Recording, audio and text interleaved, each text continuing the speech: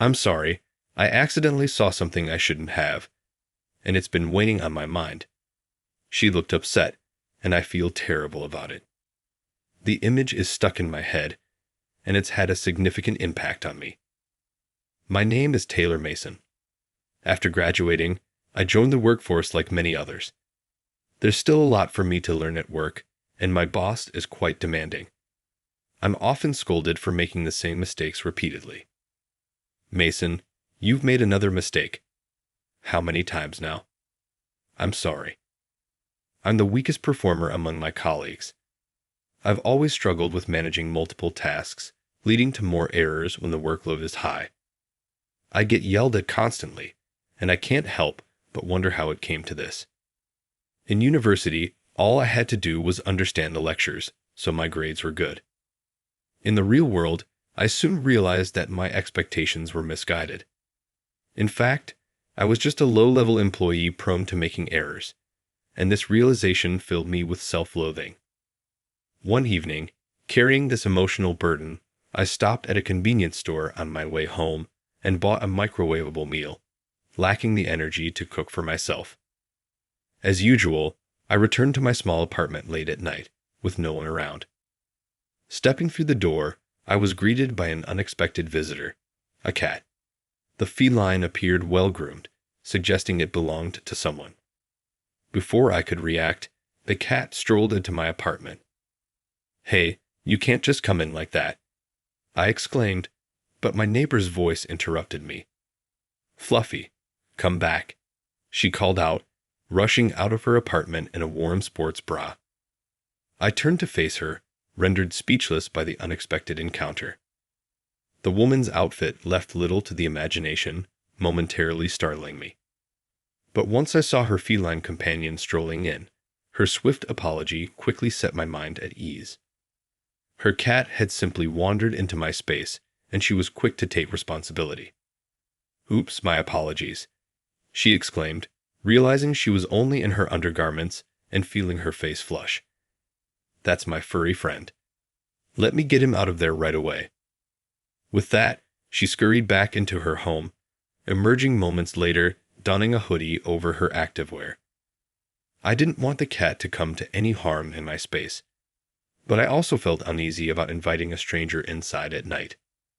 "I'll try to retrieve the cat. Please wait here for me," I replied.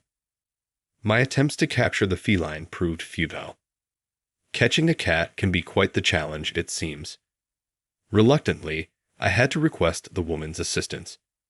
To my surprise, the cat willingly complied as she carefully retrieved it. "Sincerest apologies for the inconvenience. I'll make it up to you another time," she said, departing as the evening grew late. Her attire certainly was unique. The following Saturday, the woman returned, bringing along some delectable treats as a gesture of goodwill. Yesterday, I welcomed Julia Roberts, a college student, into my room. She seemed a bit flustered, explaining that her cat, Fluffy, had escaped to the balcony, and in the process had left her with some scratches. She was a bit embarrassed by her appearance, but I assured her not to worry about it. Cats can be quite mischievous, and their scratching habits can certainly take a toll on our clothes. As she was leaving, Julia's bag unexpectedly tipped over, and its contents scattered across the floor. I quickly moved to help her gather the papers, concerned about the situation. Despite the minor inconvenience, I appreciated Julia's visit and hoped that Fluffy was safe and sound. The university had sent her numerous notices about retaking exams. As I glimpsed the papers, I grew concerned about her academic progress and the potential impact on earning her credits. The sheer volume of re-examination requirements was troubling, raising questions about the challenges she might be facing in her studies. "Did you spot it?" "Yes, I'm truly sorry." I sincerely expressed regret. At this, Julia's face flushed even deeper than when she had been seen in her undergarments. She was on the verge of tears. "Everyone says college is easy if you attend lectures, but it's impossible for me. I'm just not smart enough." Overwhelmed with emotion, Julia collapsed right where she stood. It seemed her academic performance was severely poor, putting not only graduation, but even progressing to the next level in Jeopardy. She had always been mocked for her poor grades, and it appeared she had developed a complex or even a trauma about it. Well, if you'd like, I could assist you with your studies. Ah, no. You see, I attended the same university and took the same courses you're retaking. What a coincidence. Julia was enrolled at the same institution I had attended, making her my junior. Juliet eagerly accepted my offer. It seemed she had tried seeking help from her friends before, but kept making the same mistakes, and they had given up on her. Based on the subject, there are certain strategies and approaches that can be helpful. If I could share those with her, perhaps she might find a way to succeed. So, we agreed to have a weekly study session every Saturday. After seeing the alarming number of exams she needed to retake, I grew increasingly concerned and couldn't stop thinking about it. I finished work, picked up dinner on the way home, and arrived a bit later than usual. I had planned to use our Saturday session as a break, but Julia's creativity and problem-solving skills exceeded my expectations. She consistently came up with solutions that left me puzzled. Clearly, our weekly meetings were not sufficient. As a result, I decided to add extra study sessions on Tuesdays and Thursdays at Julia's place. This was also because Julia offered, "Let me cook dinner as a way to thank you for the study sessions." Teaching someone is a form of learning for oneself, so I made a conscious effort to explain the concepts that seemed challenging for Julia in a manner that was easy for her to grasp. Julia appeared to be dedicated to her studies in her own unique way, and her grades gradually started to improve. Becoming more aware of my surroundings led to a decrease in my minor errors. I was able to go through more days without being scolded, and faced fewer challenging moments at my job. Then, 6 months later, I did it. I didn't have any resits anymore. Finally, Julia was freed from the hell of resits.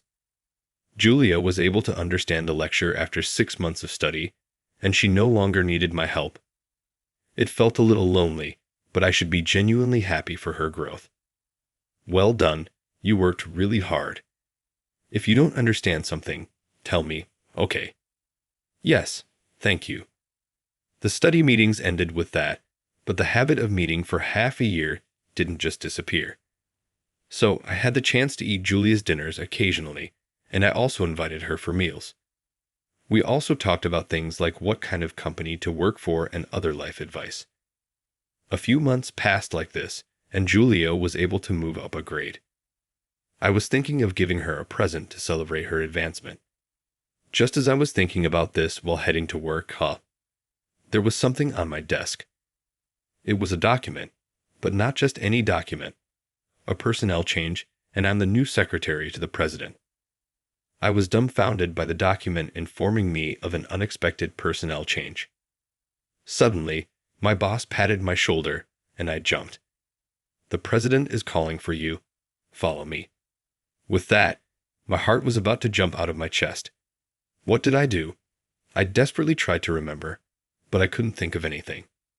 I made my way to the president's office with a stiff body. There were guests in the president's office besides the president. It seemed that I had been called to the president's office because these guests wanted to see me. "Sorry for calling you all of a sudden. These are the owners of Roberts, our business partners," the president introduced. I bowed my head. "Wait, Roberts? That's the same surname as Julia. What a coincidence." As I sat on the sofa as directed, the Roberts couple smiled at me.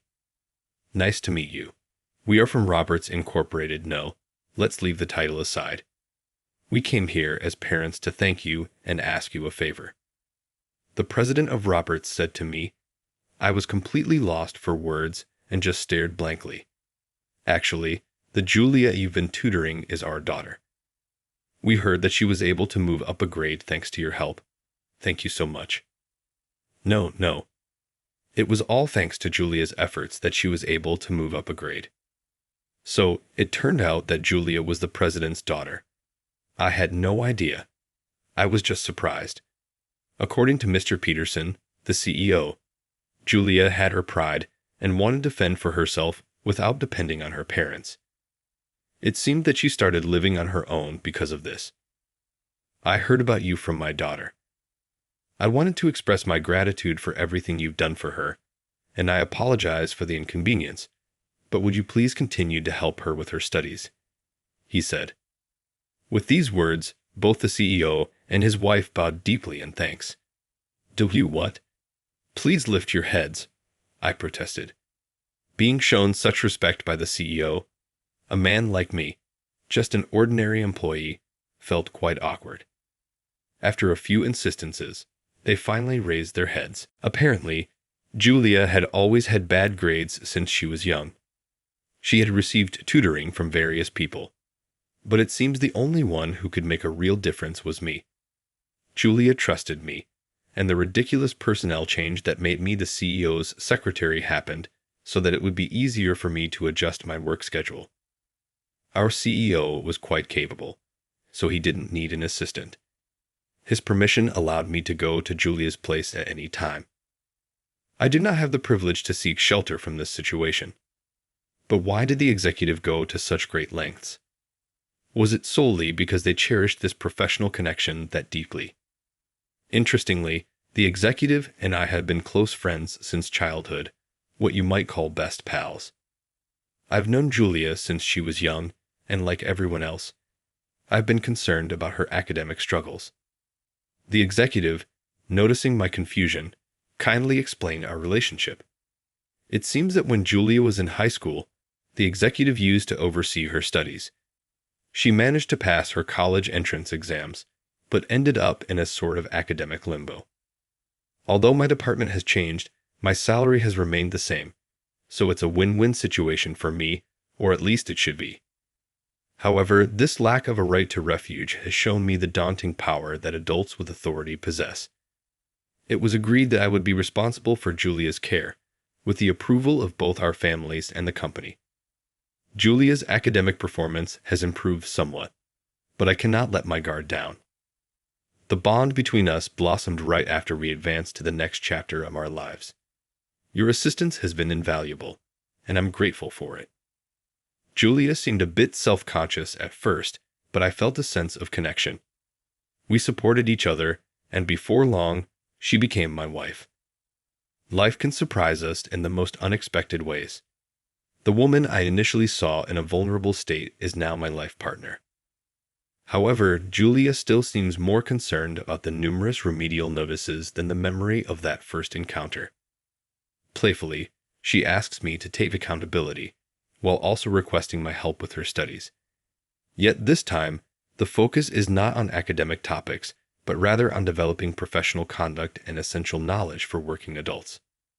The CEO was equally delighted. Who would have thought that Julia would grow so much?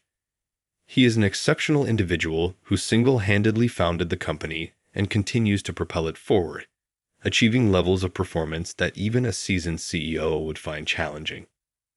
But perhaps it's best to keep that information hidden away.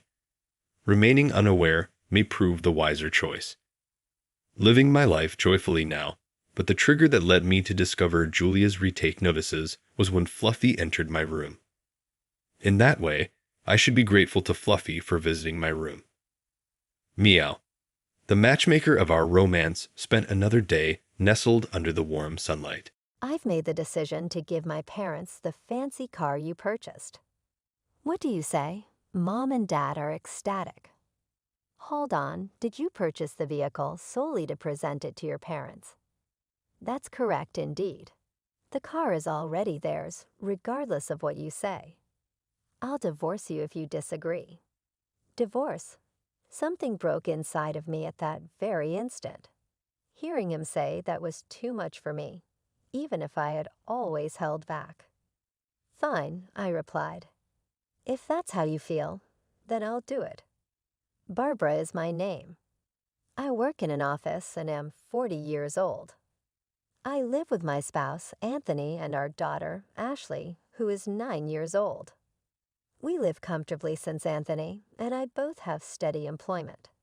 Ashley is maturing nicely, and I make an effort to maintain my happiness. However, nothing is flawless. Anthony's treatment of his parents is my main grievance. Although I believe it's great that he loves his parents, there are moments when it seems like he cares about them more than he does about Ashley and me. For years, this has been an issue. The time I went into labor with Ashley was one of the worst. I informed Anthony that I was experiencing contractions over the phone at work. Our baby was due soon, so I invited him to come to the hospital. However, Anthony answered, "I'm afraid I can't. I'm going to their house to assist my mom, who has a burned finger." It was unbelievable to me. How could he have believed that being present for his child's birth was more significant than his mother's burn? His mother had unintentionally touched a hot pan, it turned out. She only needed to cool it under running water because the burn wasn't that bad. She was all right. However, Anthony hurried over as if it were an urgent matter. I wasn't only angry with his mother, I was also angry at Anthony. Why was he unable to recognize the significance of that moment? We also organized a special birthday celebration for Ashley when she turned 1. However, my in-laws asked Anthony to take them to their destination because they had planned a trip. They were able to reserve an additional room at the hotel, so Anthony did more than just drive them there. He spent the night there with them. Ashley and I were spending her first birthday together at home in the meantime. I was shocked that he skipped our daughter's milestone in favor of a trip with his parents. Anthony works hard and is generally nice to me. However, he prioritizes his parents above all else. I've made an effort to comprehend, but it stings when Ashley and I feel like he doesn't care about us. I'm now wondering how long I can continue living this way given the automotive problem. I started feeling distrustful towards Anthony after everything that happened. This wasn't just a one-time issue. It kept happening again and again. But even though I was hurt, I couldn't bring myself to divorce him. I still loved Anthony, and I didn't want to take away my daughter's father just like that. Anthony wasn't completely uncaring about our daughter Ashley. He showed that he loved her in his own way, so I held on to the hope that one day he would put her first. But since Ashley was born, Anthony has never celebrated her birthday with us. She's now 9 years old, and it's always the same. He seems to think that celebrating her birthday is something I should do by myself. I've tried my best to make sure Ashley doesn't feel lonely on her special day. One year, I even thought about inviting Anthony's parents to celebrate with us. When I asked them, they said, "It's too much trouble to come over." I was shocked. Sure, their house is about 3 hours away by car, but Anthony never thinks twice about driving that distance to visit them. Yet for them, it was suddenly a hassle to visit us for their own granddaughter's birthday. It felt selfish to me, but that wasn't even the worst of it. My mother-in-law is difficult in many ways. From the moment Ashley was born, she made it clear she wanted us to have a boy. She even said, "I told you I wanted a boy. Why didn't you listen to me?" I couldn't believe what I was hearing. Who says things like that? It's not like you can choose the gender of your baby, and honestly, why does it even matter? Anthony's family isn't some noble, traditional family where a son is necessary to carry on the name. My mother-in-law is just old-fashioned and stuck in her ways. She even shows less love toward Ashley because she's a girl. It breaks my heart to see her treat our daughter this way. Anthony, on the other hand, always tries to please his mother. I think that's one of the reasons he doesn't celebrate Ashley's birthday with us. He doesn't want to upset his mom by making her feel like we're prioritizing our family over hers. There have been other hurtful moments too. One year, Anthony took me to his parents' house for their New Year's family gathering.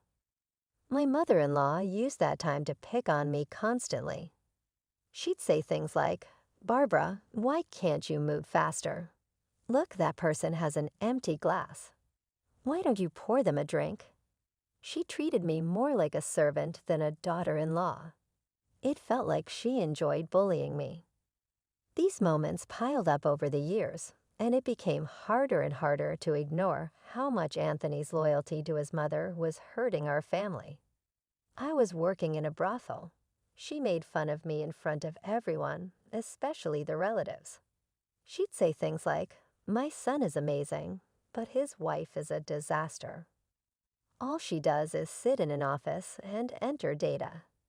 How does she not get bored doing such a meaningless job?" I couldn't believe her words. I've explained to her so many times that my job is not data entry. I'm an engineer. But she either doesn't understand or just refuses to listen. And even if I was doing data entry, why does she have to look down on it? That's a perfectly respectable job. It's not just me she ignores. She does the same to our daughter.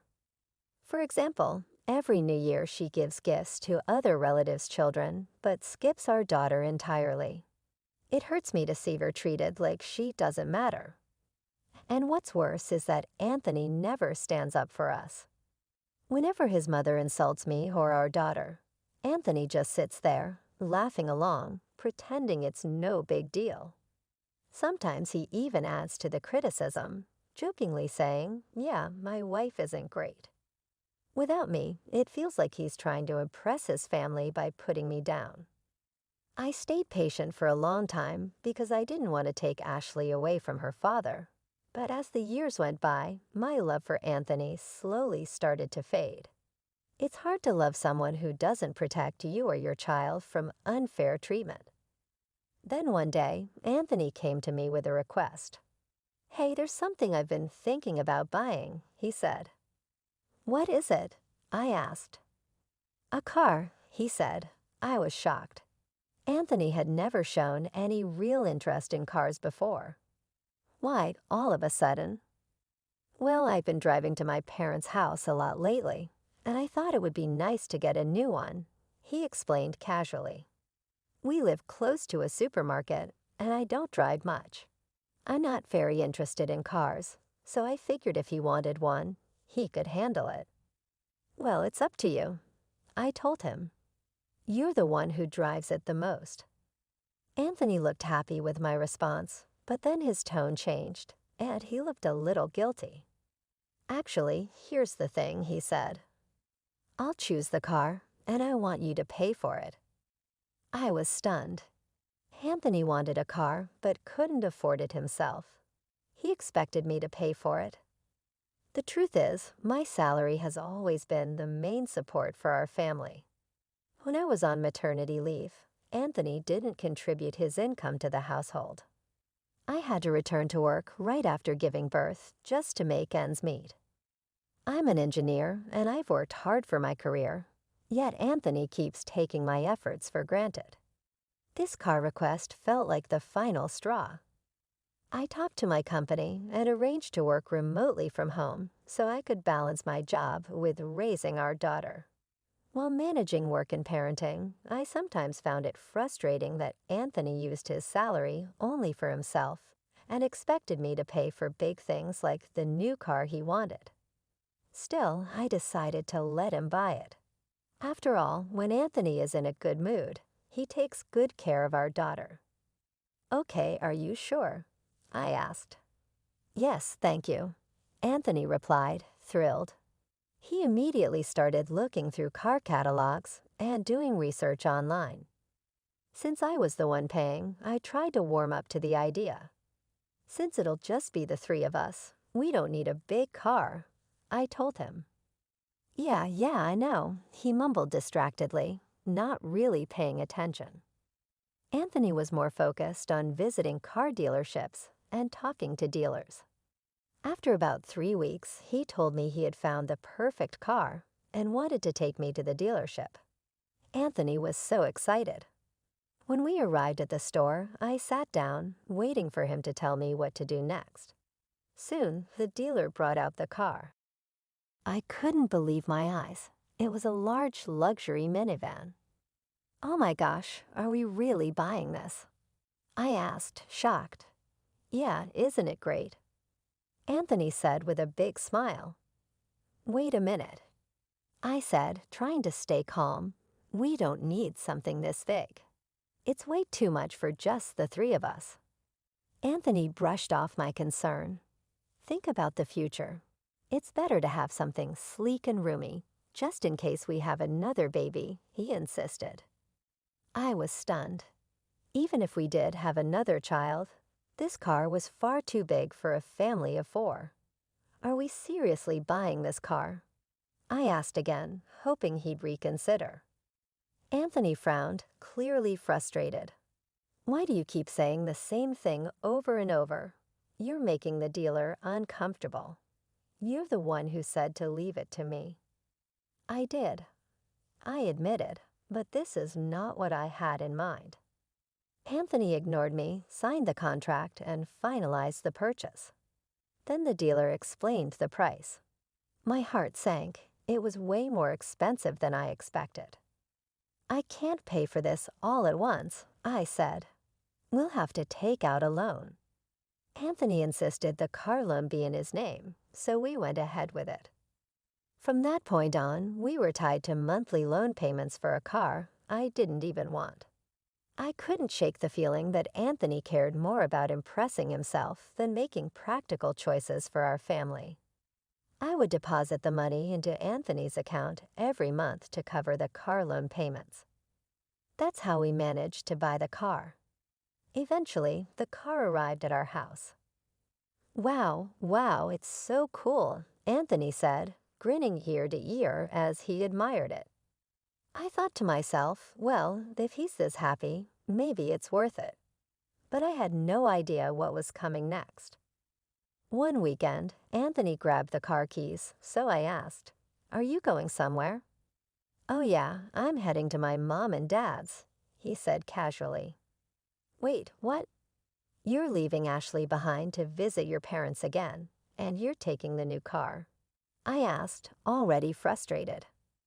Anthony then said something that completely shocked me. "Yep, that's right. I decided to give the luxury car you bought to my parents as a gift." I froze. "What are you talking about?" "Mom and Dad are thrilled about it. Of course, I'll still drive it when we go out, but it's theirs now," he said happily. I couldn't believe what I was hearing. Hold on a minute. Are you saying you bought this car just to give it to your parents? Yes, that's exactly what I'm saying, Anthony admitted. You've got to be kidding me, I said, my voice rising. You told me you wanted the car, so I agreed to buy it. If I had known it was for your parents, I would have never allowed it. Anthony shrugged. It doesn't matter. It's already bought, it's in my name, and I can do whatever I want with it. If you disobey me, I'll divorce you. Divorce? I repeated, stunned. At that moment, something inside me snapped. For years, I had been holding back, trying to keep the peace for our daughter's sake, even though Anthony always put his parents first. I believed he cared about our family too, but now I realized he was willing to throw us aside without hesitation if it meant pleasing his parents. Divorce, huh? If I disobey, you'll just leave, I said, my voice trembling with anger. Who do you think you are? Anthony didn't respond, so I continued. Fine, let's get a divorce. I don't want you around anymore. Go back to your mom and dad, mama's boy. What Anthony said clearly caught him off guard. I've had enough, Anthony. I'm tired of being second to your parents. I'm tired of you disrespecting me and ignoring our daughter. If you care so much about them, go live with them. I'm done. For the first time, I felt a sense of freedom. I had been patient for too long, but this was the last straw. If Anthony wanted to prioritize his parents over his family, then he could go back to them. Ashley and I deserved better. I decided to provoke Anthony, and just as I expected, his face turned red with anger. You're mocking me, aren't you? He snapped. Fine then, let's get a divorce right now. Anthony stormed off, sneering as he said, I'll go get the divorce papers. He left for the city office, slamming the door behind him. While he was gone, I began packing my things. I called my parents, explained the situation, and asked them to come pick me and my daughter up. I told Ashley to pack her belongings as well. Soon after, Anthony returned, holding the divorce papers in his hand. "Here they are. Sign them," he demanded, his handwriting on the forms bold and messy, showing how angry he was when he filled them out. Without hesitation, I signed my part. "Well, here you go. I'll file it. Why don't you just leave now?" Anthony said coldly. "I'm going, don't worry." "I don't need you to tell me," I replied. "You're such a terrible wife, you know that." Anthony muttered, stomping around the house loudly. As I watched him, I wondered, why did I stay married to someone like this for so long? I regretted not leaving him earlier, but there was no point dwelling on the past. What mattered was that I was finally leaving. For the first time in years, I felt grateful to be taking this step. From now on, I'd focus on being the best mother I could be for Ashley. 10 minutes later, my parents arrived. Together, we packed up the last of my things and loaded them into their car. With everything ready, we left. After reaching my parents' house, I went to the city office to file the divorce papers. Once it was finalized, I felt an unexpected sense of relief. It was just a piece of paper, but knowing that Anthony and I were no longer married made me feel free and lighter. I decided to start looking for a new place where Ashley and I could live together. I was determined to create a better future for us. About a week later, while I was staying at my parents' house, something unexpected happened. I saw the luxury car Anthony had purchased parked outside. Curious and slightly irritated, I walked inside with Ashley. There in the living room were my ex-husband Anthony and my ex-in-laws sitting together. My mother noticed me right away and quickly took Ashley to another room, giving me some space to deal with whatever was about to unfold. I stood there silently watching them. My emotions were a mix of anger, disbelief, and a strange sense of closure. Whatever came next, I was ready to face it. My focus was now on building a better life for me and my daughter away from the chaos of the past. I walked into the living room, and Anthony immediately started talking to me in a panic. "Barbara, what's going on with the insurance for the car?" he asked, sounding agitated. I looked at him coldly. "What's the matter with you? Why are you barging into my parents' house like this?" I replied firmly. At that moment, my ex-in-laws raised their voices angrily. We didn't want to come here either. We came because we had no other choice. "Why are we being yelled at?"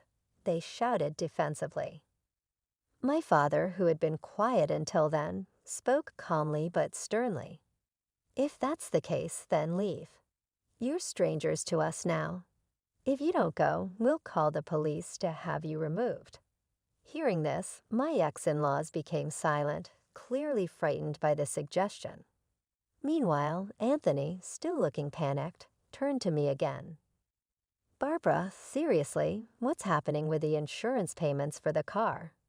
he asked again, almost pleading. I let out a deep sigh.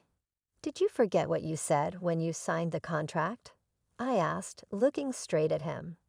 "You insisted that everything be in your name, the car, the loan, and all the paperwork.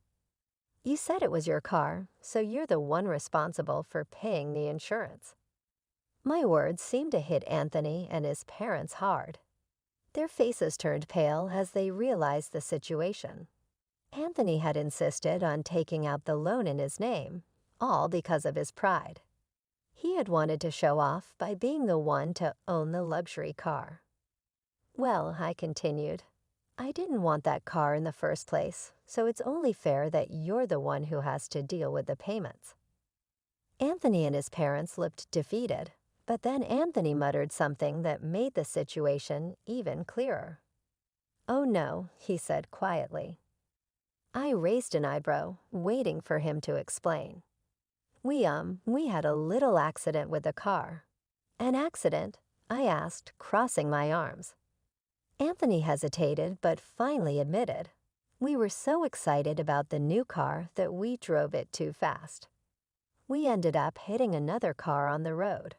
The front of the car is completely wrecked. I couldn't believe what I was hearing.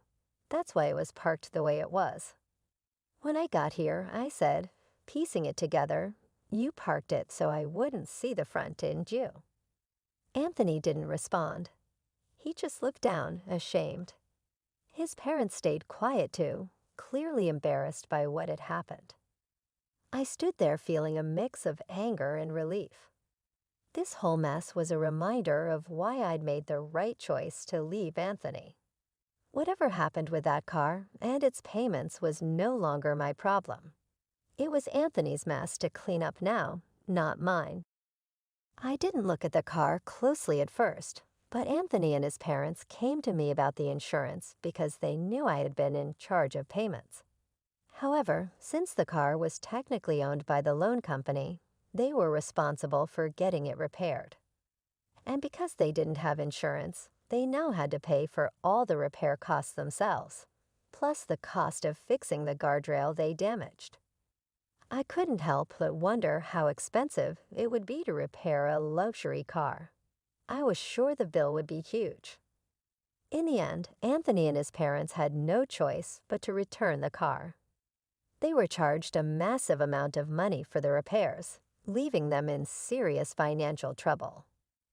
Not long after, I started receiving emails from Anthony. He kept begging me to get back together with him. In one message, he said they couldn't afford to pay their rent or utility bills anymore. Anthony had to move back in with his parents because of their money problems. However, things didn't go well for him there either. His parents, angry about the car and the financial mess, were very hard on him.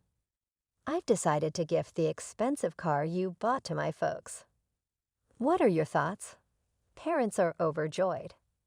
"Wait, did you buy the car just to show it off to your parents?" "That's right, of course." "Whatever you say, the car is now theirs. If you don't agree, I'll get a divorce." Divorce? Right then, something inside of me broke. Even though I had always held back, hearing him say that was too much for me. "Fine," I said. "If that's how you feel, then I'll do it. My name is Barbara. I'm 40 years old and I work in an office. My spouse, Anthony, and our 9-year-old daughter, Ashley, reside with me. Anthony and I both have stable jobs, so we live well. Ashley is growing up quite well, and I try to keep myself happy. But nothing is perfect. My primary complaint is the way Anthony treats his parents. Sometimes it seems like he cares more about his parents than he does about Ashley and me, even though I think it's fantastic that he loves them.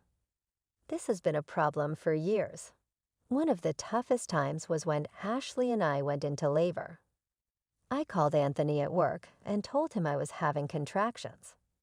I asked our soon-to-be baby to visit the hospital. Anthony replied, "Nevertheless, I'm afraid I can't.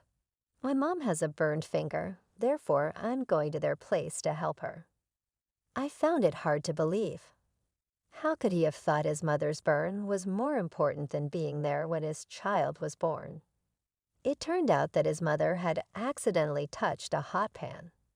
The burn wasn't that serious, so she just needed to run water over it to cool it. She was okay, but Anthony rushed over like it was an emergency. Not only was I upset with his mother, but I was also upset with Anthony. Why could he not see the importance of that moment? When Ashley turned 1, we also planned a special birthday party for her. But since my in-laws had organized a trip, they asked Anthony to drive them there. Anthony did more than drive them to the hotel. He stayed with them overnight after they were able to book an extra room.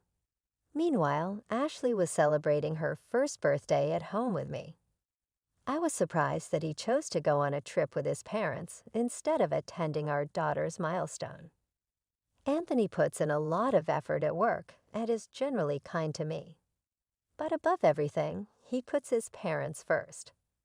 I've tried to understand, but it hurts when Ashley and I think he doesn't give a damn about us. Now that I have the car issue, I'm wondering how long I can live this way. Hello, this is Maria. My life has been quite the roller coaster lately. I must admit that I never imagined sharing all of this, but life has a humorous way of surprising you when you least expect it. I am a marketing professional, and I am 31 years old. I believed I had my life together until lately. My undergraduate love, Paul, and I got married a little more than a year ago. We felt like we were on top of the world and were quite joyful. We received the amazing news that I was pregnant shortly after we were married. We were very thrilled about this little secret of ours. I lost control of my enthusiasm one evening. I said to Paul, "Isn't that unbelievable? We will soon become parents." I was ecstatic and could hardly control it. With gleaming eyes, Paul drew me into a tight embrace. He grinned and added, "I know, Maria, it's amazing. But remember, we should keep it quiet until after the first trimester." I agreed with him when he reminded me to exercise caution. He was cool and collected. However, it was far more difficult than I had anticipated to conceal this big secret, particularly in the presence of Paul's family. Paul's family, however, is another matter entirely. My mother-in-law, Janet, is there. Although she is a kind person, she occasionally goes too far. Paul is still treated by Janet like a child who need her undivided care and guidance. Next is Jason, Paul's father, who tends to be quiet and avoids getting involved in family affairs. Paul has two siblings as well, including his sister Emma, who frequently treats me like a rival. It seems like I took something from her because of the glances she gives me. Jacob, Paul's brother, seldom ever speaks to me, as like I don't exist. Family get-togethers may be a little difficult, to put it kindly. Take last Wednesday's lunch, for example. Paul and I were getting ready, and Janet suddenly noticed a small wrinkle on his shirt. "Paul, honey, your shirt's wrinkled." "Maria, don't you know how to use an iron?" she asked, her tone sharp enough to make me wince. I felt a wave of irritation, but managed to keep my cool. "I'll double-check next time, Janet," I replied with a forced smile, trying to stay polite. As if that wasn't enough, Emma jumped in. "Oh, Maria, don't worry about it. Not everyone's meant to be a homemaker," she added with a smirk. I could feel my blood pressure rising, but I held back, refusing to let them see how much their comments bothered me. Later that evening, I called my best friend Angela to vent. "If Janet makes one more snide comment about my housekeeping, I'm going to lose it," I groaned. Angela's laughter filled the phone. "Girl, you married Paul, not his mother. Just tell her to back off," she said, trying to lighten the mood. "I wish it were that simple," I sighed. "Paul hates conflict, and I don't want to make things worse. But sometimes it's so hard to deal with this. Despite everything, I know I love Paul and want to make things work. But right now, I'm figuring out how to balance being a wife, a future mom, and just myself, all while handling family dynamics I never quite anticipated. I feel like I'm drowning under all the expectations everyone has for me." My friend Angela is always the voice of reason. She told me, "Maria, you need to stand up for yourself, especially now that you're having a baby." I knew she was right, of course, but the thought of speaking up made me feel sick. Although, to be honest, it could have also been the morning sickness. As the weeks went by, it became harder and harder to keep the pregnancy a secret. One night, Paul and I were lying in bed, and he looked at me with a mix of excitement and nerves. "Maria, I think it's time. Let's tell them about the baby at the family dinner next week," he said, his eyes searching mine. I hesitated. Part of me wanted to keep our happy news just between us, safe from Janet's constant judgment and Emma's jealousy. But I knew that we couldn't hide it forever. "Okay," I said, trying to sound confident. "Let's do it." But even as I said it, I couldn't shake the feeling that this announcement would change everything. Little did I know how right I was, and just how wrong things would turn out. The day of the family dinner finally arrived, and I was a nervous wreck. I spent hours cooking, hoping to impress Janet, though I knew that was probably a dream. Sure enough, as soon as we sat down, Janet had something to say.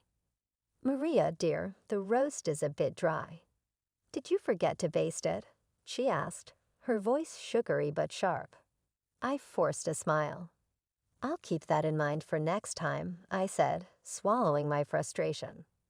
Then, as if that wasn't enough, she added, "And that dress is it new? It looks a bit tight, don't you think?" Her eyes drifted down to my waist, and I felt my face heat up. Just then, Paul cleared his throat. "Actually, Mom, we have some news," he said. My heart pounded as he glanced at me for support. "Maria and I are having a baby." There was a brief silence, and then everyone reacted at once. Jason, Paul's dad, actually smiled, which was rare, and Jacob mumbled a quick congratulations. Emma, on the other hand, looked like she'd swallowed something sour. But Janet's reaction was the one that took my breath away. "Are you sure, Paul? How do you know she's not making it up?" Janet said, her tone icy. I couldn't believe what I was hearing. "Excuse me." I managed to say, my voice shaking. "It's just convenient timing, isn't it?" Janet continued. "Right as Paul's career is taking off." Paul looked genuinely confused. "What are you talking about, Mom?" Emma jumped in eagerly. "Remember when Maria was so adamant about birth control? Funny how that changed," she said with a smug look. I felt their accusations crush me, and I couldn't hold back anymore. "That was over a year ago," I protested. "We decided together that we were ready for a family." But the happy moment was gone. Paul looked uncertain, doubt creeping into his expression. Janet suddenly stood up, her chair scraping loudly. "If you're really pregnant, prove it," she said. Her words hung in the air, cutting through what was supposed to be a joyful announcement. I never imagined that sharing this news would turn into a test, a situation where I had to prove my happiness and my truth. I was left standing there, feeling more alone than ever. I repeated Janet's words, my voice trembling with shock and anger. "You want me to prove I'm pregnant? You want me to take a test right here?" Janet narrowed her eyes. "Don't be crude, Maria." "A proper blood test would be fine," she replied coldly. I turned to Paul, hoping he'd step in, defend me, and tell his mother to stop. But instead, he looked torn, glancing back and forth between Janet and me. After a long pause, he said softly, "Maybe it's not such a bad idea, Maria, just to settle everyone's doubts." My heart dropped. How could he even consider this? How could he take their side instead of mine? This is crazy. "I'm leaving," I said, feeling a mix of frustration and sadness. I turned to go, but before I could make it to the door, Janet stepped in front of me, blocking my way. "If you walk out that door, we'll all know you're lying," she said, her voice sharp and accusing. "Get out of my way, Janet," I said, my voice rising. But suddenly, everything changed. It all happened so quickly, yet in slow motion. Janet's hand shot out, pushing me backward. I stumbled, desperately trying to catch my balance. I saw Jacob reaching out to grab my arm, but he was too late. I tumbled down the stairs, my world spinning before everything went dark. When I opened my eyes, tears rolled down my face as I replayed what had just happened. Janet's cold expression, Emma's smug face, Paul's hesitation, and Jacob's failed attempt to catch me. All of it swirled in my mind, filling me with a sense of betrayal I'd never felt before. As the ambulance rushed to the hospital, one question filled my mind. Was my baby okay? And even if everything was fine, could I ever trust my husband or his family again? When the ambulance reached the hospital, I was taken straight to the emergency room. Doctors and nurses were all around me, speaking quickly in medical terms I couldn't understand. But the only thing I cared about was whether my baby was safe. I felt terrified and helpless, hoping for good news. Hours later, I woke up to the steady beeping of hospital monitors. I saw a doctor standing beside my bed, and he smiled gently. "Mrs. Thompson, you're awake. I have good news. Your baby is safe. You're both going to be okay." A wave of relief washed over me, but it was quickly replaced by anger as I remembered why I was there. This was supposed to be a joyful time in our lives, a celebration of our growing family. But instead, I'd been forced to defend myself against accusations from the very people who were supposed to be my family. I glanced over and saw Paul standing by my bedside, his face pale and filled with regret. "Maria, I'm so sorry," he whispered, but his words felt hollow. How could he apologize now, after allowing his family to doubt me, after standing by while I was hurt? I turned away, realizing that things would never be the same. In that moment, I knew I'd have to make some tough decisions about who I could really trust and what kind of life I wanted for myself and my child. This wasn't just about my baby's safety. It was about protecting our future. "I don't know what happened," Paul began, but I cut him off, anger bubbling up. "What happened? Your mother pushed me down the stairs. That's what happened." He flinched. "Mom says it was an accident. She was just trying to stop you from leaving." Before I could respond, my best friend Angela rushed into the room. "Maria, oh my God, are you okay?" She turned to Paul, her eyes full of fire. "And you, how could you let this happen?" "It wasn't. I didn't," Paul stammered, but Angela wasn't having it. "Save it," she snapped, silencing him. Angela turned back to me, her voice soft now. "I'm here, Maria, whatever you need." Paul looked at me, then stepped out of the room to get some air. As soon as he left, I filled Angela in on everything that had happened. Her face grew darker with each word. "We're not letting them get away with this," she said firmly. Just then, we heard voices in the hallway. Janet and Emma were talking. "We just need to convince Paul that it was an accident," Janet was saying. "Maria's always been clumsy, probably faking this whole pregnancy anyway." Angela's eyes widened, and without a word, she pulled out her phone and started recording their conversation. As their voices faded down the hallway, I felt a new resolve inside me. Enough was enough. "Angela, I need your help." "We're going to fight back," I said, feeling stronger with each word. Over the next few hours, we made a plan. Angela managed to get a nurse to give us copies of my medical records, which showed clear evidence of my pregnancy and injuries consistent with being pushed. "We should get statements from the hospital staff too," Angela suggested. "They can confirm your condition when you arrived." I nodded but hesitated. "What about Paul? He's been texting me, full of doubts, and clearly still believing his mother." "Forward them to me." "It's all evidence, Maria," Angela said, her eyes determined as she gathered everything we needed. I took a deep breath and made a call I never thought I'd have to make. "Hello, is this the office of Carol Baker? I need to speak with her about a domestic abuse case." Meanwhile, Angela returned, looking triumphant. "Got it all, medical records, staff statements, and that lovely recording of Janet and Emma plotting." I took a deep breath, feeling the weight of everything settling around me. "Angela, I've made a decision. I'm leaving Paul." Her eyes softened, filled with both understanding and sadness. "Are you sure?" "I have to, for my baby's sake and my own," I replied firmly. Just then, Paul walked back into the room, looking conflicted. "Maria, can we talk?" "Mom wants to come and apologize," he said, looking at me with pleading eyes. "No, Paul, we can't," I said, cutting him off. "And she can't." "I'm done." His face fell, clearly not expecting this. "What do you mean?" "I mean I'm leaving," I said, my voice steady.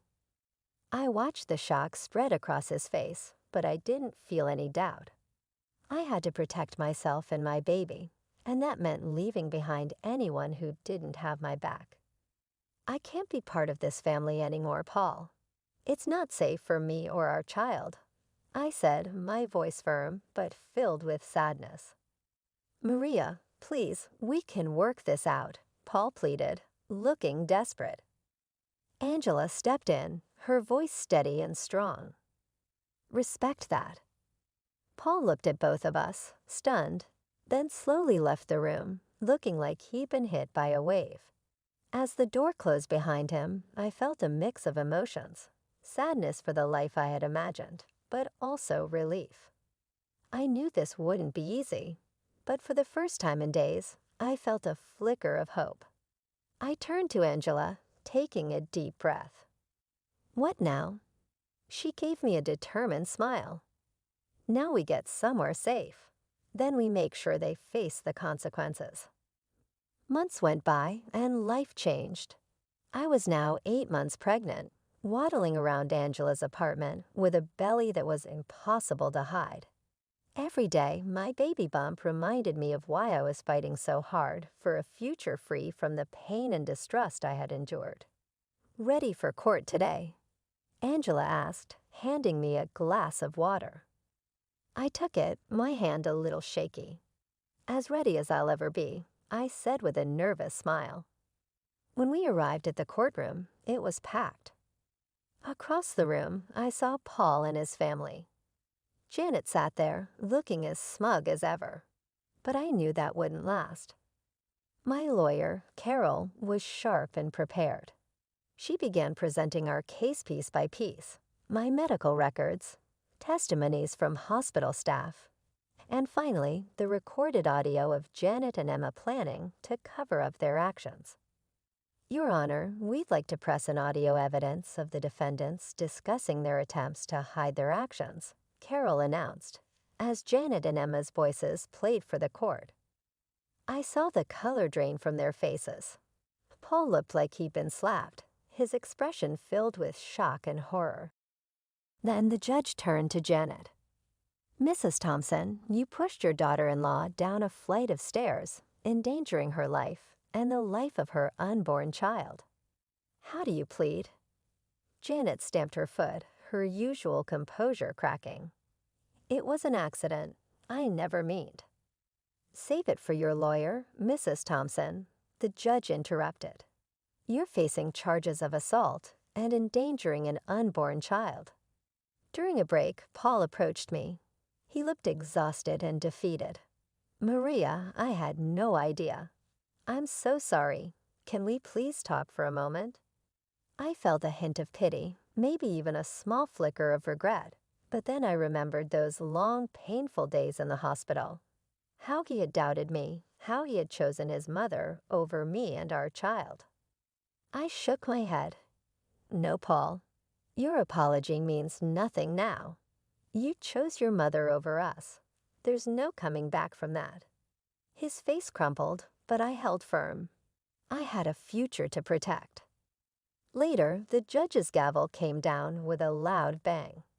In the matter of Thompson versus Thompson, this court rules in favor of the plaintiff.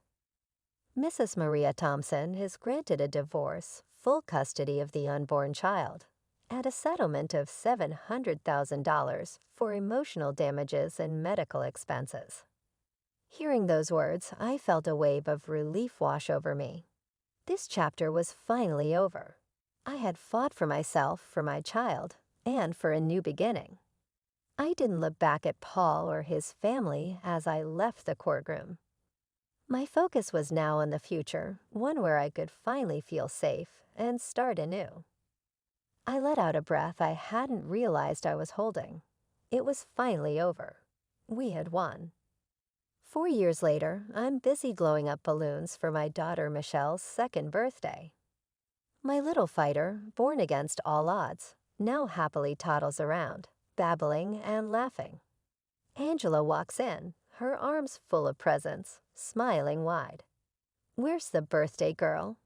Auntie Angel asks with a big grin. I watch Michelle squeal with joy, her eyes lighting up, and I can't help but feel a deep sense of gratitude for how far we've come. So much has changed in my life. I'm running my own marketing business now, using my experiences to help others who've been through hard times tell their own stories. My goal is to give people a voice, to turn pain into purpose. Janet is no longer in our lives.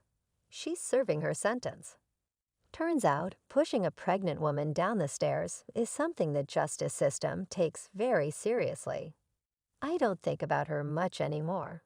She's part of the past, a chapter I've left behind. More friends start arriving, filling my home with warmth and laughter. These are my people now, the family I've chosen. Together, we laugh, eat, and celebrate Michelle's special day.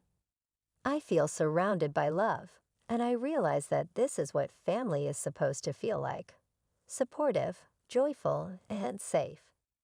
As the party winds down, I carry a sleepy Michelle to her bed and tuck her in, whispering softly, "Happy birthday, my brave girl. The world is yours, and it's mine too." I kiss her on the forehead, feeling a peace I haven't felt in a long time. I put a lot of effort into gaining this life and this fresh start. I'm committed to safeguarding this pleasant and safe existence. I'm confident that Michelle and I can overcome any obstacles that may arise in the future.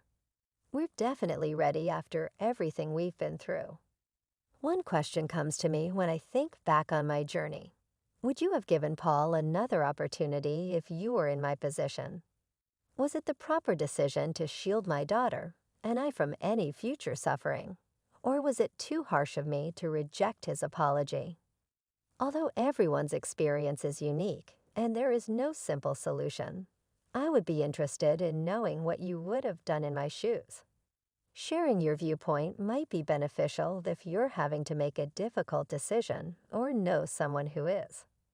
Kindly share your opinions in the space provided below. Your thoughts and experiences could truly help someone going through a similar situation. If you found this tale to be meaningful, please like this video. More individuals are able to discover these tales and get knowledge from the experiences that are shared here. Remember to subscribe if you would want to hear more tales like this one. As we continue to share these significant adventures, your support is invaluable.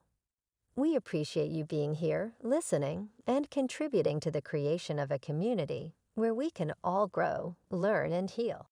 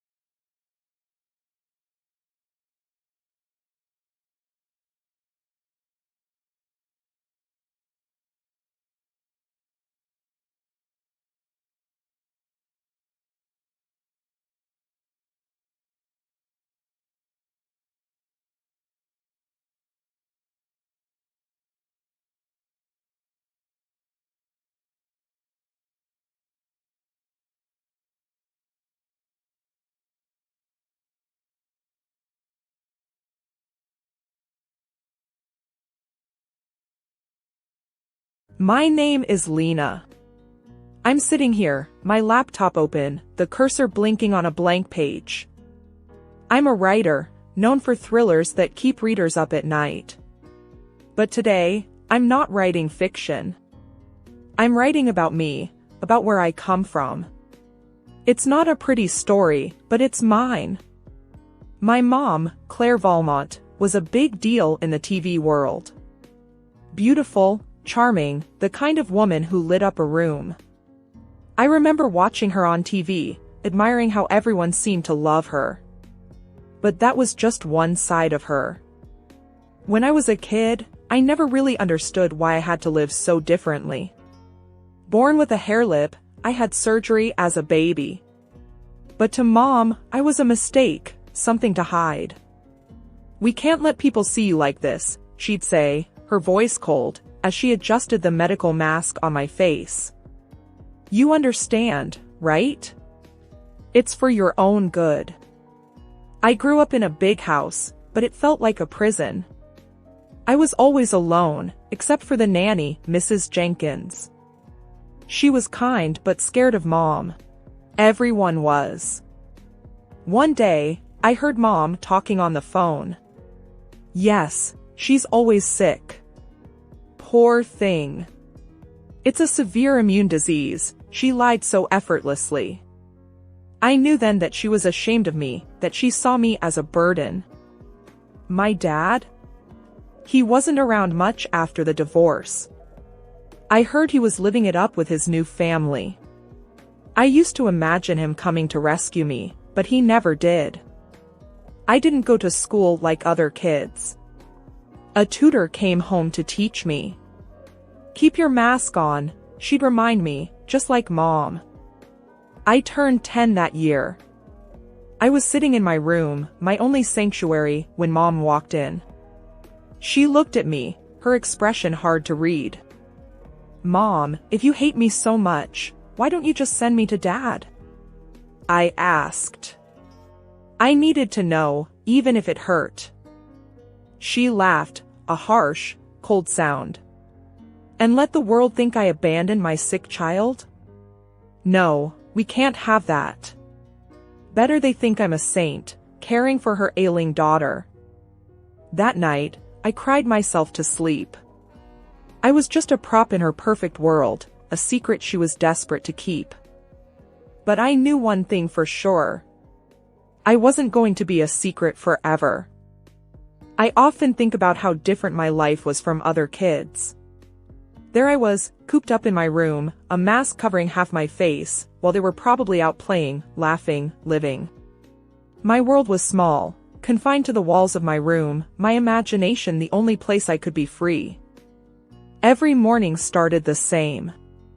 I'd wake up to the muffled sounds of the house, slip on the mask that had become my unwanted companion, and sit down for breakfast. Mrs. Jenkins, our housekeeper and my nanny, would bring it in, her face always wearing a smile that didn't quite reach her eyes. "Good morning, dear," she'd say, setting down my tray. "Your mother left early for a shoot. She said to remind you to keep your mask on." I nodded, used to the routine. It was always like this. Mom was either absent, busy with her glamorous life, or when she was home, I was just a problem she had to deal with. Some days, I'd try to talk to Mrs. Jenkins to get some glimpse of the outside world. "What's it like out there, Mrs. Jenkins? Are the flowers blooming?" She'd pause, a sigh escaping her. "Yes, the garden is lovely. I wish you could see it."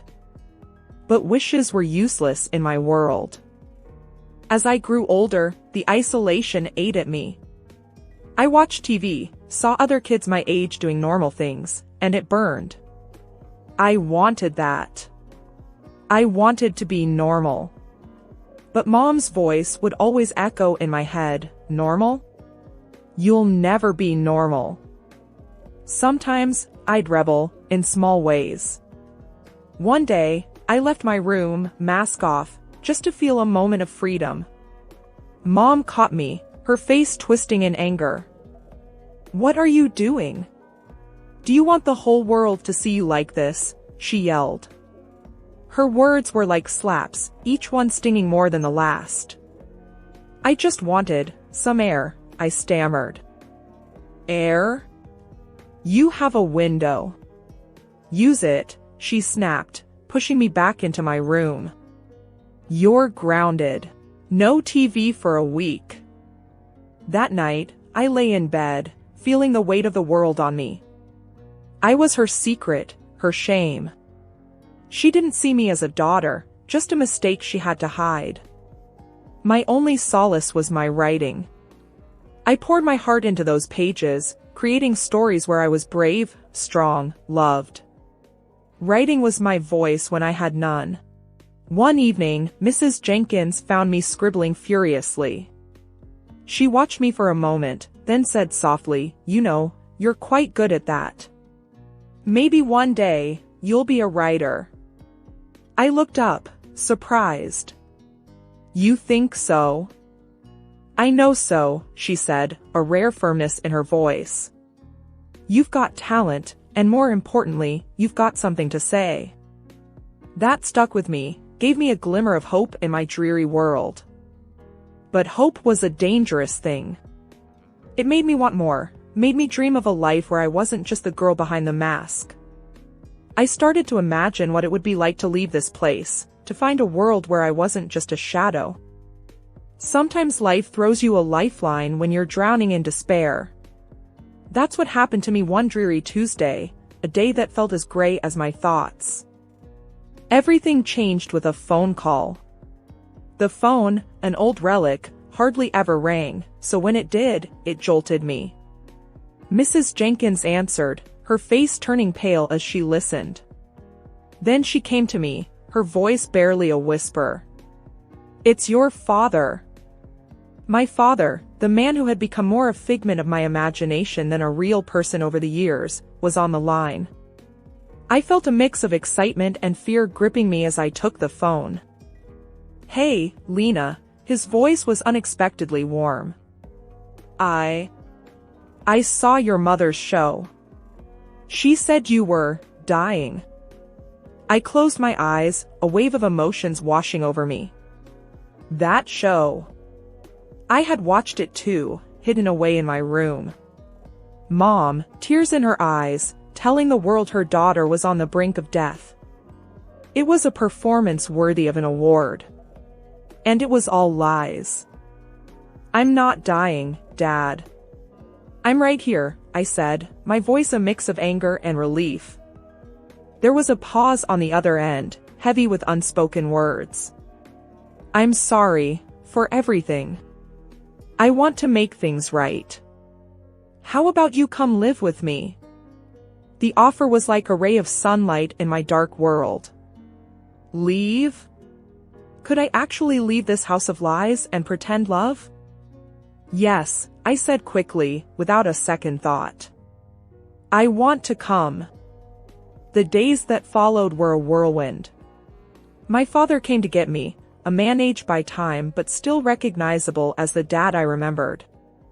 Beside him was Linda, his new wife, her smile warm and inviting. "We're here for you," she said, her words simple but sincere. It felt like a promise. Mom watched from the doorway as I left, her expression unreadable. She didn't say a word, didn't try to stop me. I looked back once, hoping for something, a sign of regret maybe, but she had already turned away, retreating back into her perfect, false world. Living with Dad and Linda was like breathing fresh air after being underwater for too long. For the first time in forever, I didn't have to wear the mask. I could just be myself, though I was still figuring out who that was. One evening, as we sat around the dinner table, a concept still foreign to me, Linda asked, "What do you enjoy doing?" "You know, for fun." I hesitated, unaccustomed to anyone taking an interest in me. "I write," I said eventually. "Stories." "That's wonderful." Linda's eyes lit up. "You should share them with us sometime." In that moment, a seed of hope was planted in my heart. Maybe, just maybe, I could find a place in this new world, a world where I was more than just a secret to be hidden away. Stepping into life with Dad and Linda was like walking into a different world, one where I felt like I belonged, like I was part of a real family, not a facade built on lies.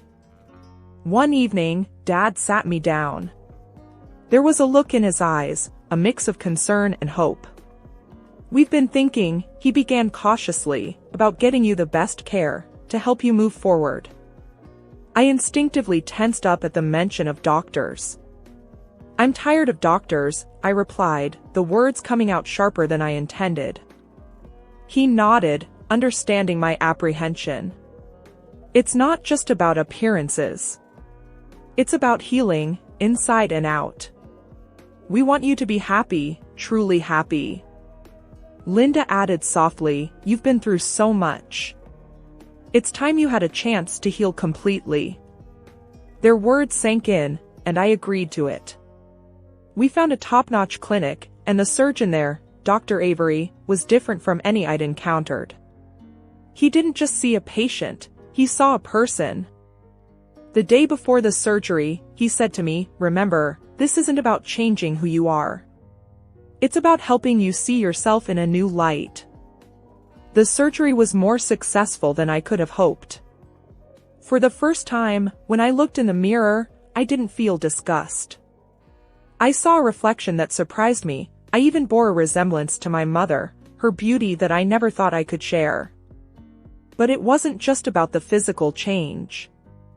The real journey was the therapy that followed with Dr. Klein. It was about untangling the web of emotions and scars inside me. In one session, I found myself breaking down. "I'm just so angry," I confessed, tears streaming down my face. Angry at my mom, at the world, at myself. Dr. Klein handed me a tissue, her gaze steady. "It's okay to feel angry. But remember, you also have the power to let go of that anger, in your own time." It was a long, tough climb, but slowly, I started to feel a shift inside me. The anger began to ebb away, replaced by something calmer, more like peace or perhaps acceptance.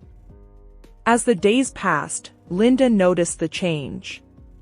"You're smiling more," she remarked one evening, a note of happiness in her voice. I touched my face, almost in wonder. "Yeah, I guess I am. It feels right."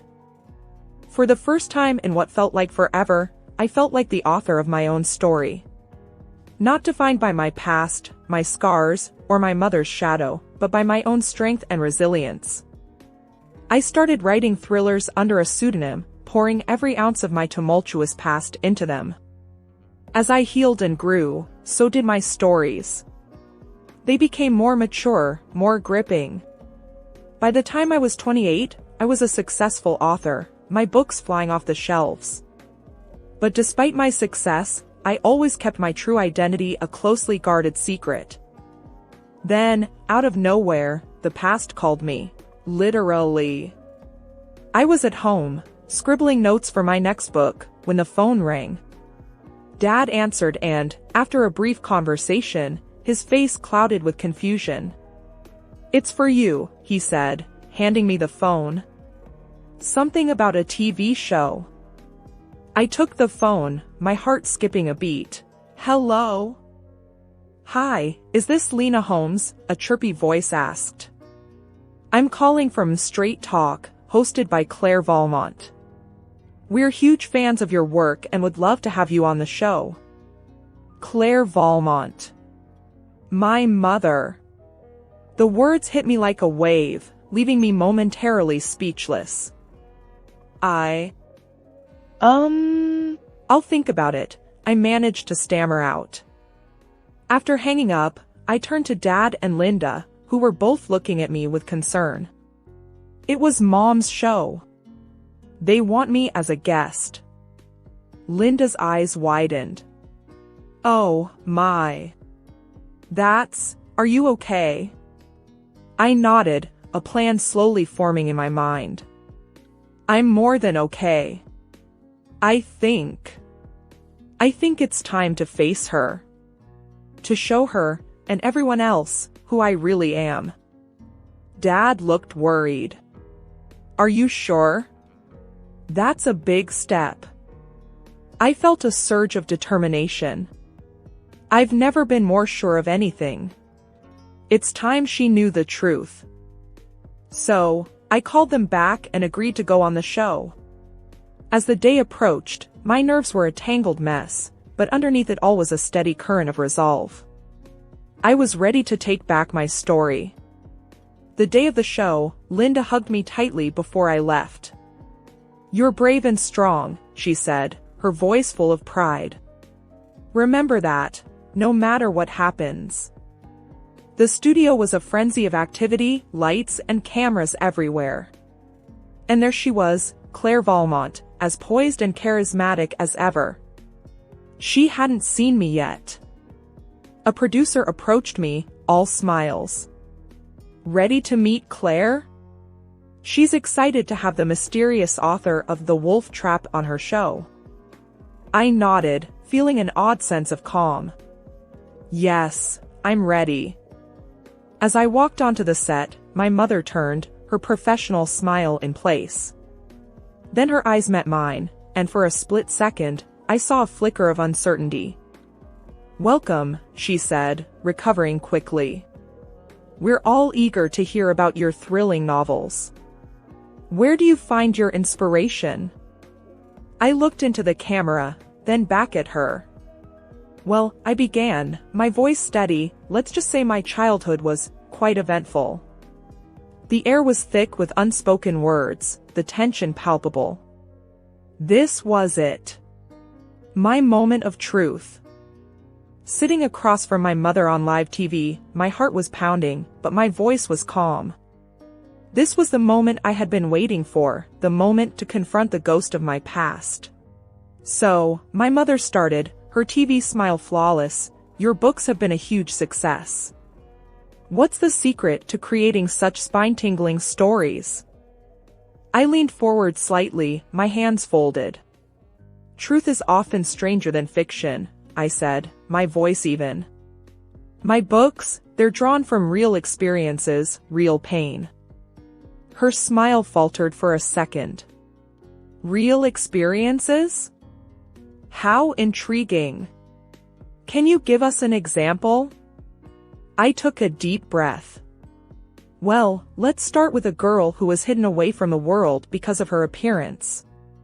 A girl who was told she was a burden, an embarrassment.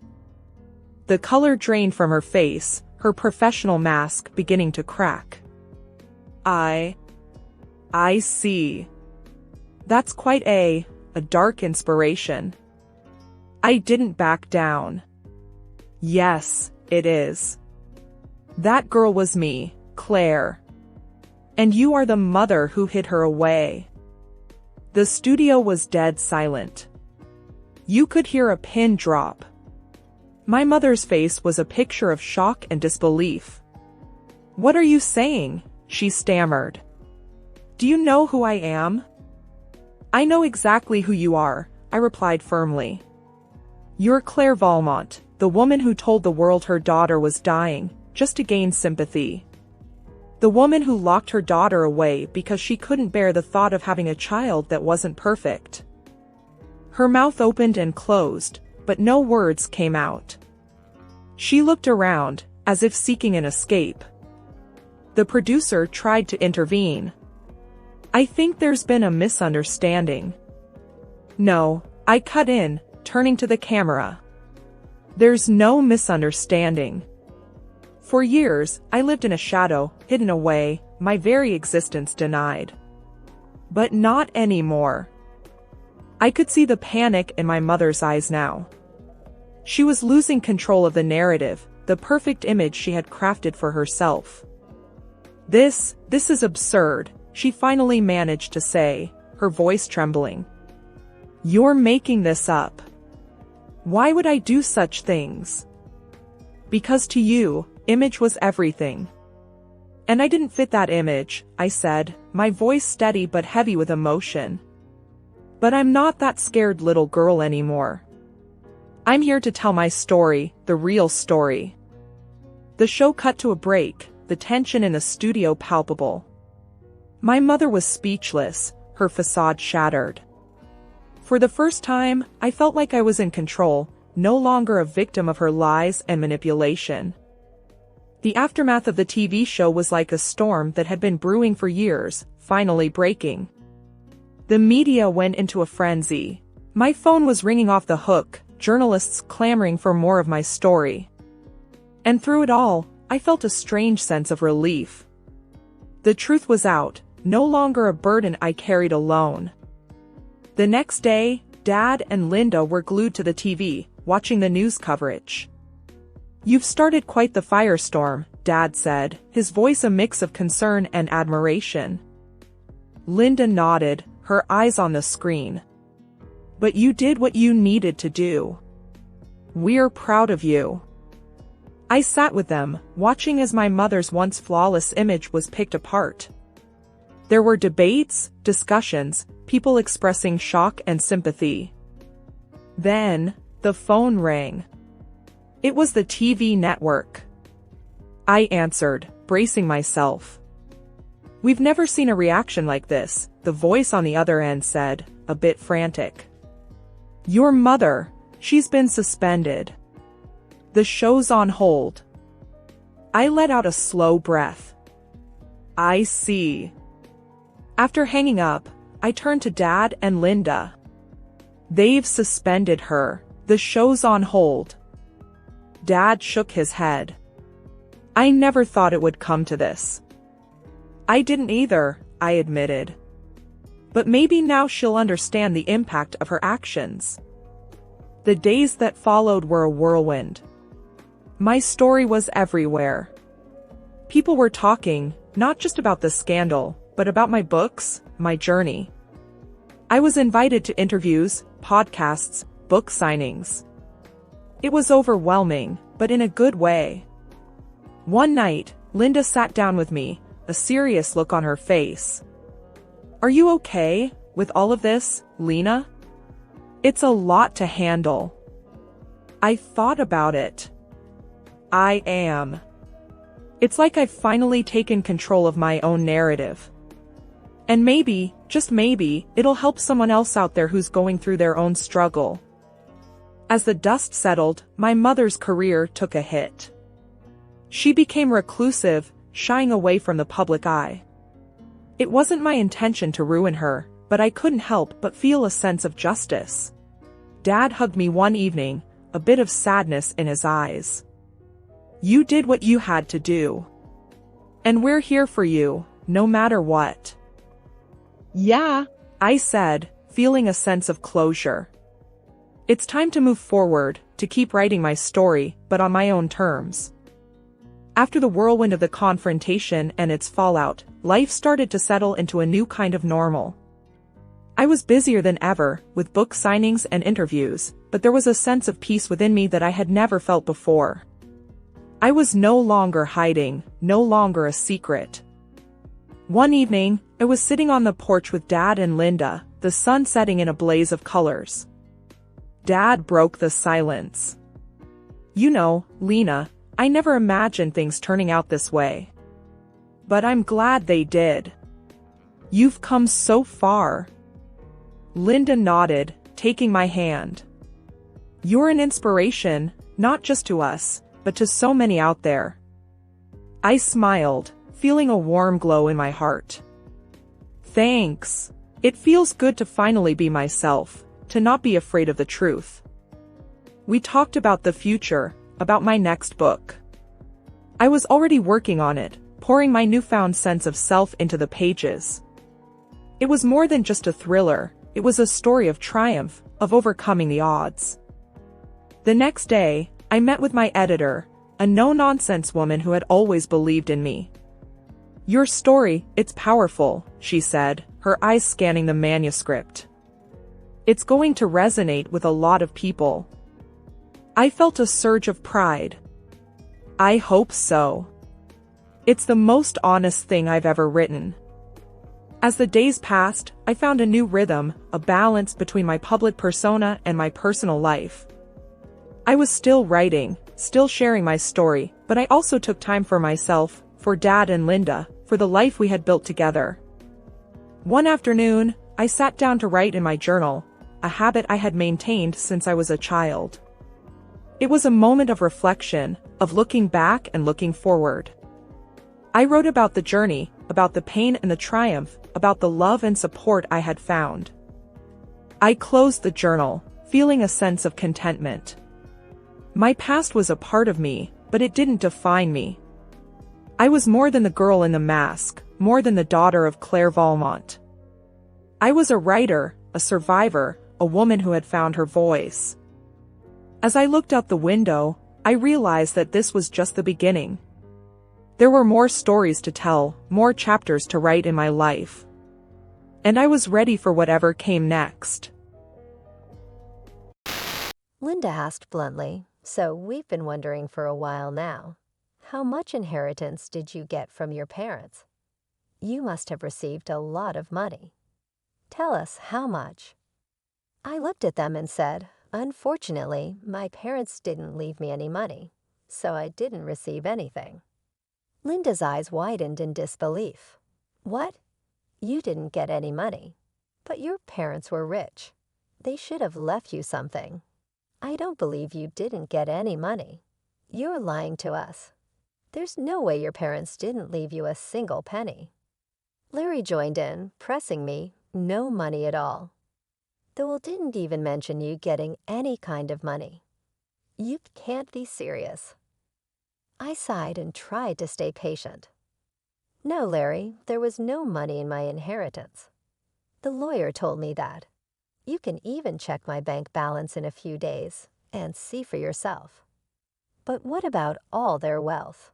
Linda asked, her voice edged with frustration. You're their only child. Who's going to get everything they had?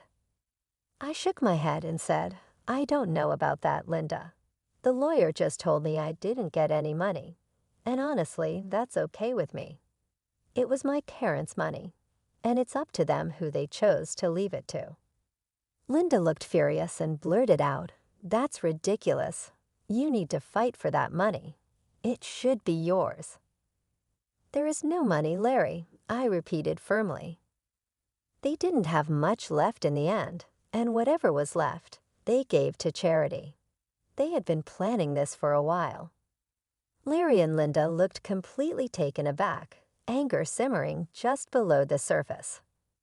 I couldn't understand why they were so upset. I almost gave in and told them everything, but something held me back. There was a growing doubt in my mind that my husband and mother-in-law were up to something that wasn't in my best interest. I decided to wait and see how they would react, but they didn't let up. Larry and Linda kept pressuring me for more information, as if they didn't believe what I had told them.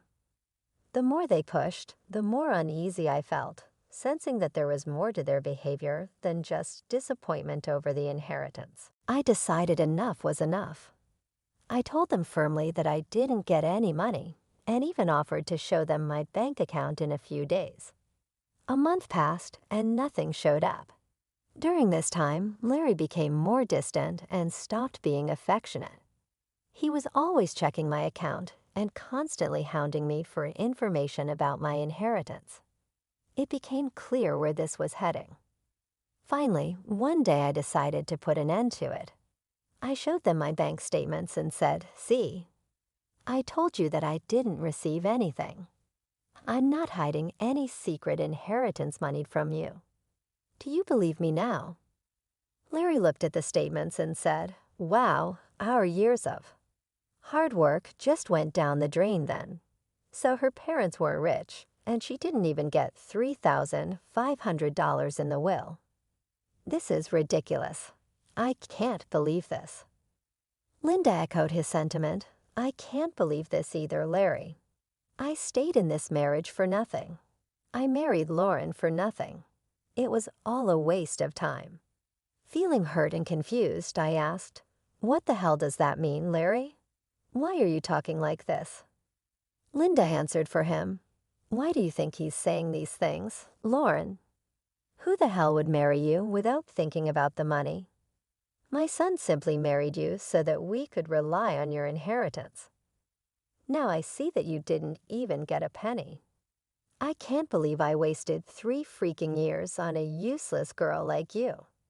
I could have done so much better." I was stunned to hear them speak that way about me. I finally realized that Larry married me for money. My parents were right about him and his mom.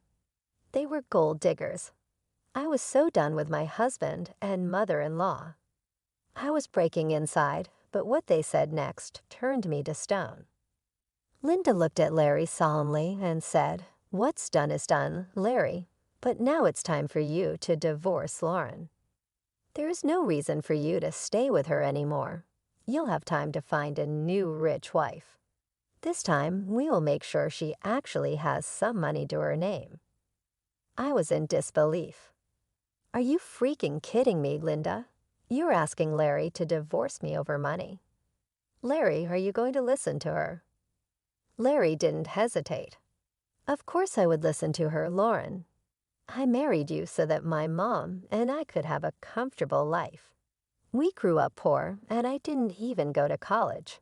I had no way of earning a lot of money." I was horrified. "So you pretended to love me and tricked me into marrying you? You thought my parents would give me lots of money." Larry nodded, and I felt my heart shatter. "Yes, Lauren, I thought your parents would leave you a lot of money. But now I see that they didn't. It was all for nothing." With those words, everything became clear. My parents were right all along. Larry and Linda were only interested in my inheritance, and now that it was gone, they had no use for me. I knew I had to leave them and start a new life, free from their greed and deception. I was willing to share everything with Larry, believing that our marriage was built on love and trust. But when he spoke, I realized how wrong I was. "Yes, that's what I thought too," he said coldly. "It was the only way I could give my mom the life she always wanted. But now I see that my efforts were pointless. Mom's right. I need to divorce you and keep looking." His words hit me like a ton of bricks. The casual, almost indifferent way he talked about ending our marriage made me question my own sanity.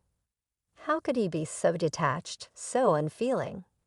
Linda and Larry continued to voice their frustration, complaining about the marriage and about me, but I stopped listening. I was too overwhelmed, too lost in my thoughts, trying to process what they had just said. Their complete lack of emotion and Larry's sudden change in behavior were both heartbreaking and infuriating. At first, I felt a wave of anger rise up inside me.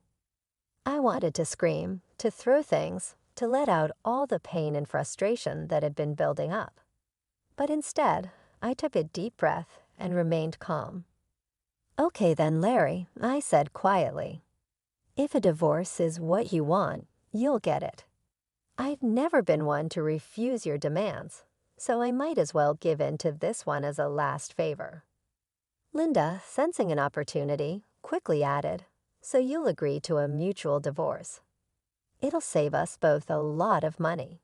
And don't even think about trying to get alimony from my son. We'll fight you every step of the way. It's best if you just agree to this." I nodded, realizing that I didn't have much choice. "You're right. I don't have a lot of money right now, so I've decided on something. I'll agree to a mutual divorce, but only if you sign a clause stating that we won't share any of our assets. We'll each walk away with what we have and nothing more." Larry agreed without hesitation. "That's not a problem at all. You don't have much, and neither do I at the moment. If you can forego alimony, I'll sign the divorce papers and won't claim anything from you." We discussed the details of the divorce, making sure we were on the same page. I could see the relief on their faces. They were both happy that I wasn't making a fuss. I guess they didn't expect me to be so calm about it. But the truth was, ever since that day, I had been crying on my way to and from work. I would sit in the parking lot of my office, crying for an hour before and after work, trying to pull myself together. Larry never noticed my puffy eyes, never asked why I was leaving early for work or coming home late. Linda didn't even bother looking at me after she found out I had no money. Their behavior only made me more determined to get out of the marriage as soon as possible. I knew I had to stay strong and move on with my life. Even though it hurt deeply, I was ready to close this chapter and start anew. The way they treated me, the way they were more interested in money than in our relationship, made me realize that I deserved better. I deserved to be with someone who loved me for who I am, not for what I could offer them financially. In the end, I agreed to the mutual divorce and made sure that we each kept our own assets. It was a painful process, but I knew it was the right decision. I had to let go of the life I thought I had and focus on building a new one free from the greed and deception that had poisoned my marriage.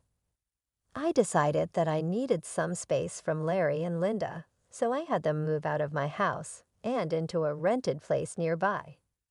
They settled in quickly, and while we waited for the divorce to be finalized, Larry kept his word and didn't demand a share of my house. I also didn't ask for any alimony. In his eyes, it was a fair deal. But I had no idea how much I had underestimated the situation. The truth of it all came to light on the day our divorce was finalized. I went over to their new place to drop off my wedding and engagement rings. When I handed them over, I said, "Larry, I just wanted to return these to you.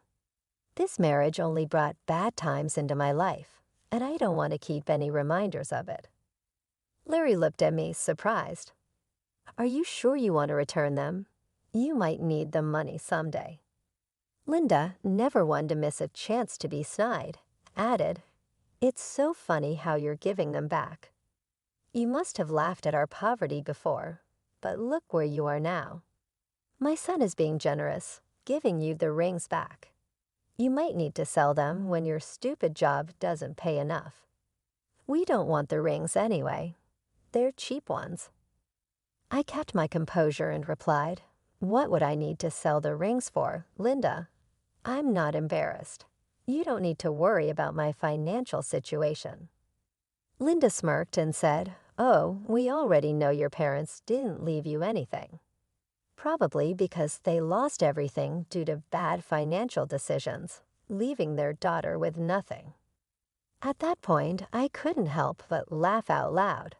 Linda looked puzzled, and so did Larry. I could see that Larry was annoyed by his mother's behavior and also surprised by my laughter. Linda snapped, "Why the hell are you laughing? Did I say something funny?" I looked her straight in the eye and said, "It's hilarious that you think I'm destitute, Linda. It's also funny that you believe my parents lost all their fortune." Linda, clearly offended, retorted, "Well, of course, you're destitute. Your parents didn't even leave you a penny. They must have messed up and ruined your life by not leaving you an inheritance." I smiled and said calmly, "I never said I didn't receive an inheritance, Linda. I simply told you that I didn't get any money. My parents actually left me plenty of inheritance." Linda's eyes widened in disbelief. "What do you mean you have an inheritance? I'm so confused." I continued, "My parents could see through you and Larry for what you are, little gold diggers. So they made a secret clause in their will. It stated that I wouldn't receive any monetary inheritance right away. Instead, I was given something much more valuable." Larry, now clearly agitated, asked, "What are you talking about? What did they leave you?" I looked at them both and said, "My parents left me this entire neighborhood as my inheritance." Linda and Larry were stunned. Linda stammered, "What? You own this neighborhood now? How is that possible? We would have known about your inheritance if that were true. We even signed the release with an estate manager who didn't tell us the name of the owner." I explained, "My parents wanted me to wait for a year before I could take full control of the properties, so everything was kept quiet. But now I own this entire neighborhood, including the place you're living in." Linda and Larry were left speechless. The realization that they had been living in a place I owned after all their scheming was too much for them to handle. The tables had turned completely, and they were finally exposed for who they truly were. I turned to leave, feeling a sense of closure and satisfaction. I had seen through their greed and managed to come out stronger on the other side. Now I was ready to move on and build a new life free from their manipulation and lies. I got my inheritance, and my parents wanted me to test if you were with me for love or money. Well, you both failed the test, so now you won't get anything from me. The estate manager was put in charge by my parents to take care of the property before I inherited it. They were very smart, you know." Larry scoffed. "That's impossible. I don't believe anything you're saying. You're just embarrassed because you don't have any money left." I replied, "Oh, really, Larry? Is that what you and your mother think? Why don't you call your landlord and ask him yourself?" Linda and Larry quickly called their landlord to check what I had said. Since their landlord was actually the estate manager, he told them everything. When they hung up, they looked shocked and panicked. "You lied to us," Linda stammered. "You tricked us into thinking you didn't have anything, but you own the entire housing society now. How dare you trick us like this? You wanted to keep all your wealth to yourself, so you made Larry divorce you and sign papers saying he wouldn't take anything from you." I couldn't help but laugh at their nerves. It was finally hitting them how badly they had messed up, and now it was time for some well-deserved karma. I said, "It's funny you're accusing me of being dishonest, Larry. You tricked me into marrying you by pretending you loved me, and Linda, you helped him with this plan and even told him to divorce me. If anyone here was scamming, it was the two of you. As for my inheritance, you asked how much money I got, and I answered truthfully. This was all a misunderstanding on your part. Linda tried to reason with me. What's done is in the past. Why don't we try again? We did spend 5 years together, and it would be a shame to throw it all away." I shook my head and said, "So now you want me back in your life. Funny how you were so eager to start fresh with a new girl.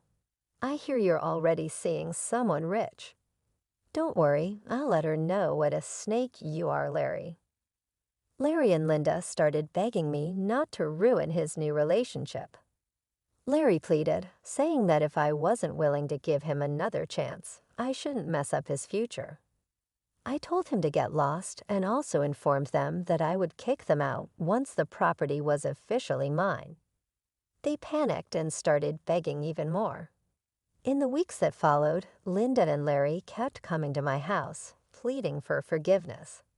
They already had an eviction on their record, so it was unlikely anyone else would rent to them.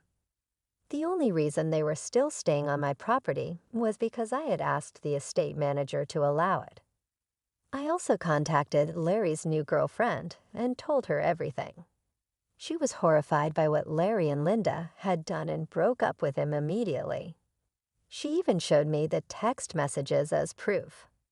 Larry and Linda came over after this disaster and started cursing and calling me names. I promptly made a police call and had them taken off my land. I promptly evicted them once the property was officially in my name. They had no idea that I would actually carry out my threat. I called the police, who issued them a strong warning when they reappeared. In addition, I requested a restraining order. As it turned out, everyone in the town was aware of what had occurred. After being rejected by their friends, Larry and Linda were forced to move out of the city and start over somewhere else. For now, though, I'm content with my newfound money and at last free of those gold-digging leeches.